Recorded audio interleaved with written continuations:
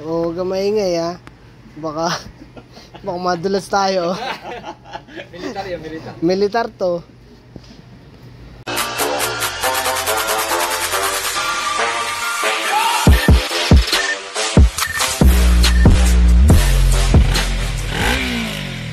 Hindi, pinagkukwentuhan lang namin si sir. Kasi nagustuhan namin yung motor niya. Kaso dahil sira eh. Ito, sira oh.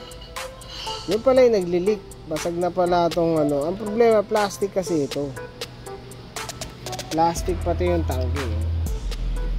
Hirap nga eh, pucha.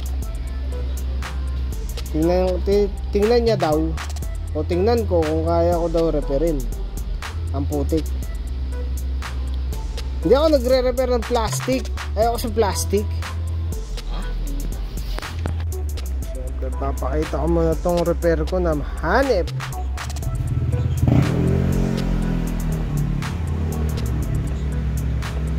Hanep.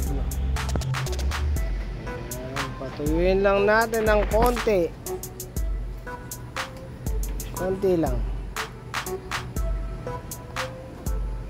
Wala eh, walang pamalit. Sabi ko, bumili siya.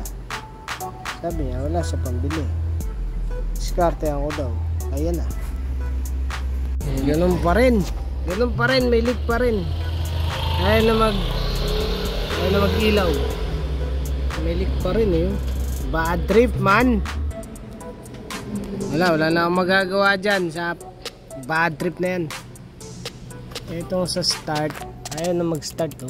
Gumagana yung relay.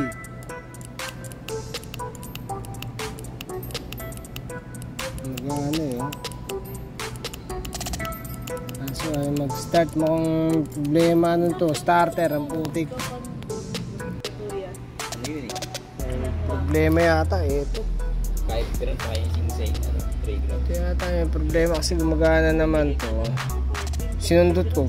May-start naman ang putya. Kung kaya yung starter relay nga mismo may problema kasi pinagpalit ko na lang ito. Sama ng wiring ang bad trip. Exclamation point yung pagka bad trip dito. Tapos may tulo pa rin ang puti. Bad trip. Bad trip. Ayan. Ayan, naitago ko rin yung ano, yung starter relay. Dito pala nakapwesto. Meron pala talaga siyang pwesto dyan. Ayan. Tapos pelta ko na ng starter relay. Ayan, pelta ko na rin ng socket. Aha. Pero nandyan pa rin yung diode. May diode kasi siya eh. Ewan ko kung bakit. Sana yung starter relay niya kanina. Ito. Ito yung socket niya. Ganyan. Bilog. Ay, sa akin ito. Ayan. Wala, hindi gumagana eh. Ayan, good shit na ang putik.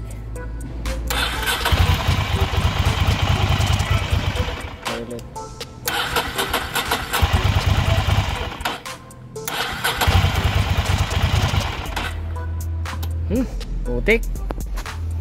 Okay na ulit to. Pakita ko lang. Binapasok daw ng tubig kaya nalagyan ng tape. Lagyan ng takip pala.